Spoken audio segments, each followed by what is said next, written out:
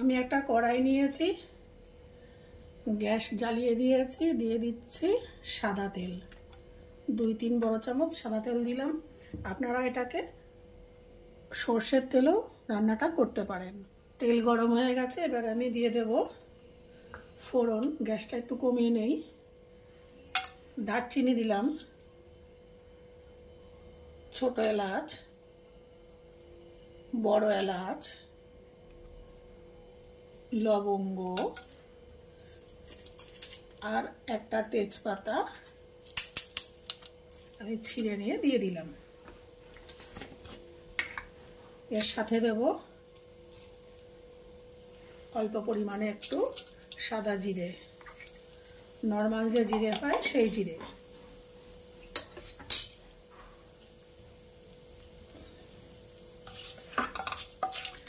আমরা তো এটা রুটির সাথে খাই বা লুচি পরোটার সাথেও খাই। আপনারা এই রান্নাটি মানে এই রেসিপিটি যদি করে থাকেন বাড়িতে, তাহলে আপনারা কিসের সাথে খান সেটা আমার সাথে শেয়ার করবেন। এরপরে দিয়ে দেবো, মশলা ভাজা হয়ে গেছে, একটা সুন্দর গন্ধ বেরিয়েছে। এবার আমি এর মধ্যে দিয়ে দেব পেঁয়াজ বাটা।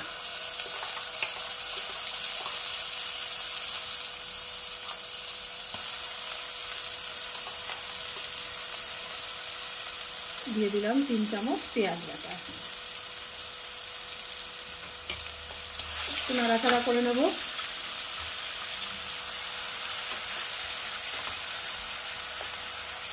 একটু নাড়াচাড়া করে নিলাম।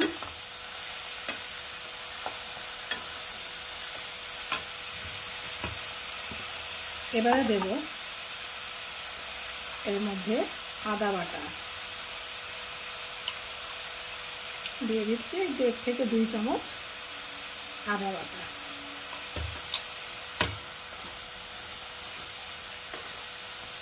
এই যে আদাটা বাটা হয়নি,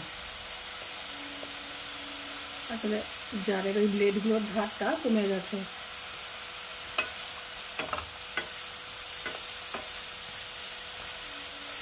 মশলাটা কষতে কষতে আমি দিয়ে দেবো এর মধ্যে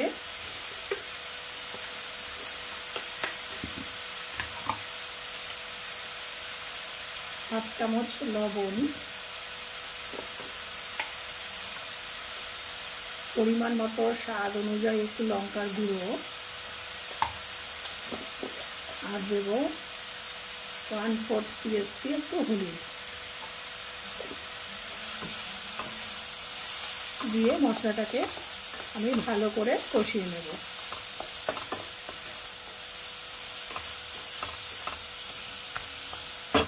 অল্প আছে, মিনিট 2 এটা কষালেই পুরো কষানো হয়ে যাবে।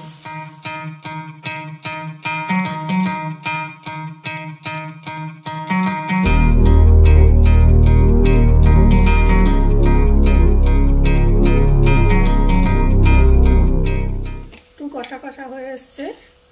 এবার দিয়ে দিলাম আমি পরিমাণ মতো একটুখানি স্বাদ অনুযায়ী একটু চিনি। চিনিটা দিয়ে আবার আমি একটু হালকা আছে, অল্প আছে, আমি আবার একটু এটাকে কষাবো।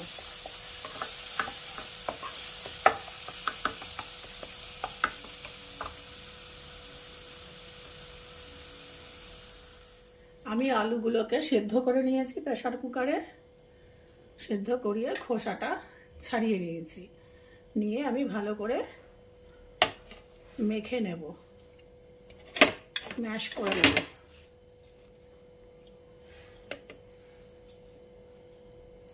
এখনো পুরো ঠান্ডা হয়নি, গরম আছে।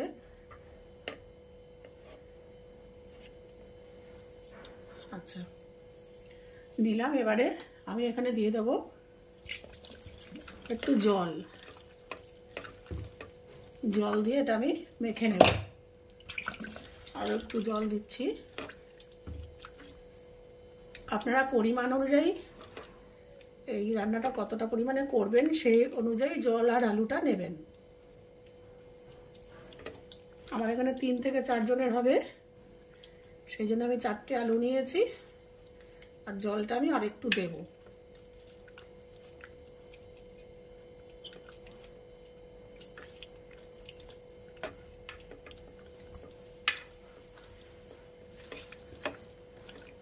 আপনারা পুরো একদম মিহি করে পিষে নিতে পারেন, মানে মেখে নিতে পারেন আলু সিদ্ধ যেরকম মাখি। আমি এরকম একটু দানা দানা রাখবো, পুরো মিহি করব না, একটু দানা দানা রাখলে ভালো লাগে। ব্যাস, এই গোলাটাকে আমি এবার রেখে দেব। এটা আমি পরে ব্যবহার করবো, এটাকে আমি এভাবেই ছেড়ে দেবো। এখানে মশলাটা পুরো কষানো হয়ে গেছে। এখানে একটু তেল লাগবে। আমি কি করেছি, একটু সাদা তেল, এটা কিন্তু কাঁচা তেল আমি ব্যবহার করিনি, একটু সাদা তেল আমি আলাদা পাত্রে একটু গরম করে নিয়েছিলাম, নিয়ে এর মধ্যে দিয়ে দিলাম। আপনাদের রান্নার মাঝে যদি তেলের প্রয়োজন হয় তাহলে তেলটাকে একটু গরম করে তবে ব্যবহার করুন, বা একেবারে একটুখানি গরম করে রেখে দেবেন, তুলে রাখবেন, রেখে রান্নার মাঝে প্রয়োজন হলে দেবেন, না হলে দেবেন না। আমার রান্নাগুলি ভালো লেগে থাকলে আমার চ্যানেলটিকে অবশ্যই সাবস্ক্রাইব করবেন ও বন্ধুবান্ধব আত্মীয়দের সাথে ভিডিওটি শেয়ার করবেন, তো কমেন্ট করবেন। কমেন্ট করলে নতুন নতুন রান্না শেয়ার করার আগ্রহ বাড়ে।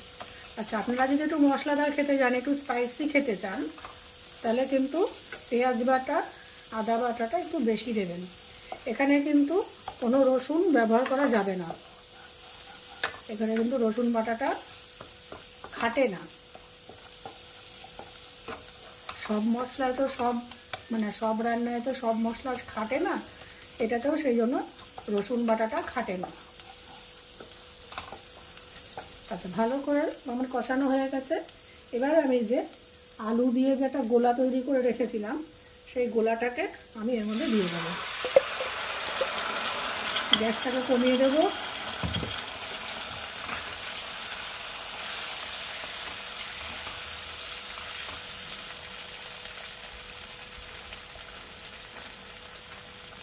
এখানে আরেকটু জল লাগবে, আমি বাটিটা ধুয়েই দিয়ে দিলাম একটু জল।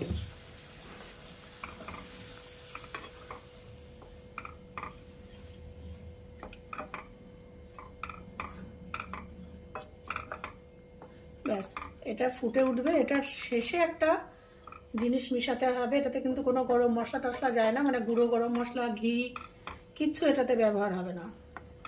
এটা একটু ফুটে উঠলে আমি পরের উপাদানটা এর মধ্যে দেব। ওইটা মেশালেই এর স্বাদ বহু গুণে বেড়ে যাবে।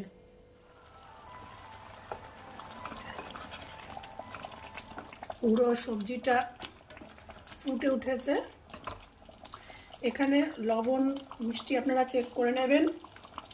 এখানে আমার একটুখানি মিষ্টি দরকার, তাই দিয়ে দিচ্ছি একটুখানি 1/4 TSP একটু সুগার দিয়ে দিলাম। এবার নামানোর আগে আমি দিয়ে দেব একটা বড় পাতিলেবুর রস। এখানে কিন্তু ধনে পাতা, কারি পাতা কোনোটাই যাবে না। আপনারা যদি নেহাত খুব পছন্দ করেন ধনে পাতা, তাহলে একটু ধনে পাতা দিতে পারেন, তবে না দিলেই ভালো হয়, তাহলে এটার পিওর টেস্টটা পাওয়া যাবে।